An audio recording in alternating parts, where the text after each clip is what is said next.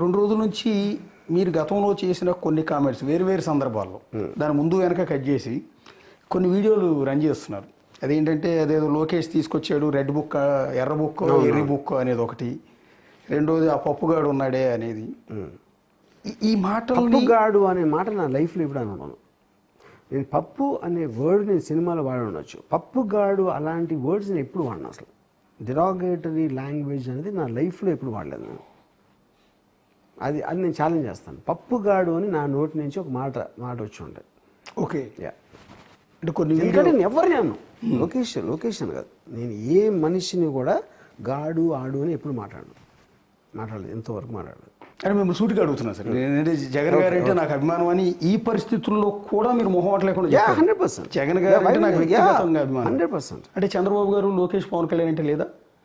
నేను చాలాసార్లు చెప్పాను, నాకు చంద్రబాబు నాయుడు గారి మీద ఇంప్రెషన్ ఒక పర్టికులర్ టైంలో ఎన్టీఆర్ గారికి చాలా నేను పెద్ద ఫ్యాన్ కాబట్టి ఆ టైం నుంచి నాకు అది మెయింటైన్ అవుతూ వచ్చింది. ఓకే, దాని గురించి పెద్ద ఎక్కువ నేను ఆలోచన కూడా లేదు.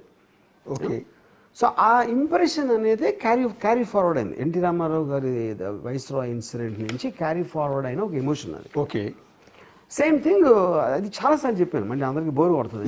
అవును, జగన్ అంటే నాకు మంచి అభిప్రాయం ఉంది, చంద్రబాబు నాయుడు గారి అప్పటి నుంచి నాకు బ్యాక్ స్టాబింగ్ ఇన్సిడెంట్ నుంచి వేరేగా ఉంది. That is just my opinion.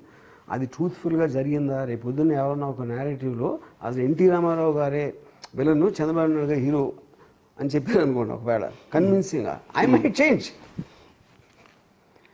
అక్కడ ఉంటుంది కానీ దీని మొదలు ఉండదు. అది నేను చెప్పేది. అంటే చాలా మంది ఎక్స్పెక్ట్ చేసేది ఏంటంటే ఇప్పుడు మీ అభిప్రాయం చేంజ్ చేసేసుకుంటారు, చంద్రబాబు గారు గొప్పవాడు, లోకేష్ గొప్పవాడు, పవన్ కళ్యాణ్ చాలా సూపర్ హీరో అని అంటారేమో అని ఎక్స్పెక్ట్ చేస్తున్నారు. అందరి మీద ఇంప్రెషన్ యాజ్ ఇట్ ఈస్గా ఉంది, ఏమీ మారలేదు. అది జస్ట్ కానీ నేను ఇన్కాన్సిక్వెన్షియల్. ఎందుకు ఇన్కాన్సిక్వెన్షియల్ అంటే నేను ఇంకా పాలిటిక్స్ జోలికి వెళ్ళను, అది ఎప్పుడు చెప్పేసాను, అది అయిపోయింది. సెకండ్ థింగ్ ఏంటంటే నేను ఓటు కూడా వేయను. అప్పుడు ఏ విధంగా నేను ఆల్మోస్ట్ పూజకు పనికిరాని ఏదో అంటారు కదా, పూజకు పనికిరాని అలాగా ఇప్పుడు నా స్టేటస్ పాలిటిక్స్ సంబంధించి ఈ కాంట్రవర్సీకి సంబంధించి అది.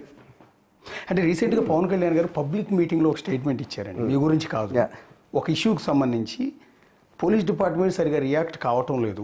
అది సోషల్ మీడియా పోస్టింగ్స్ కావచ్చు, రేప్ కేసులకు సంబంధించి కావచ్చు.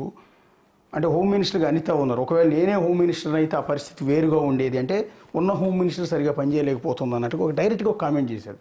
ఆ కామెంట్ చేసిన తర్వాతే ఈ సోషల్ మీడియాలో కామెంట్ చేసే వాళ్ళందరిని అరెస్టులు ఎక్కువ చేయటం కావచ్చు, వాళ్ళ ఇళ్ళకి వెళ్ళి నోటీసులు ఇవ్వటం కావచ్చు, ఈ ప్రాసెస్ చాలా ఫాస్ట్ అప్ అయింది. సో అందులో భాగంగా పవన్ కళ్యాణ్ మీ మీద కూడా ఏమన్నా పాత గ్లిడ్జ్ ఏమైనా ఉందా? నేను ఇందాక ఆల్రెడీ చెప్పాను, I don't believe Pavan Kalyan has the time and inclination to go after something like this. అది నేను బిలీవ్ చేయను. ఓకే. సో సెకండ్ పాయింట్ ఏంటంటే ఇప్పుడు నేను ఇంకోటి ఏంటంటే ఆ రోజు నుంచి ఇంతవరకు నేను మళ్ళీ ఫాలో అవ్వట్లేదు అసలు పాలిటిక్స్లో ఏం జరుగుతుంది, ఎవరేం చేస్తున్నారు అనేది. నేను ఎందుకంటే నా మైండ్ మొత్తం వేరే వాటికి డైవర్ట్ అయిపోయింది ఇప్పుడు. ఓకే, అబ్సల్యూట్లీ పవన్ కళ్యాణ్ గారు ఏమన్నారు హోమ్ మినిస్టర్ గురించా, పోలీస్ గురించా అనేది ఏది ఎక్కడెక్కడ ఎవరు మాట్లాడుతూ ఉంటే ఒకటి కొర ఇని ఉండొచ్చు, కానీ నేను నా ఫోకస్ పెట్టలేదు, ఎందుకంటే my mind got diverted from that. అదే తప్ప ఆయన ఇంటెన్షన్ ఉందనేది మీరు ఎక్కడ అనుకోవట్లేదు. నో. యా.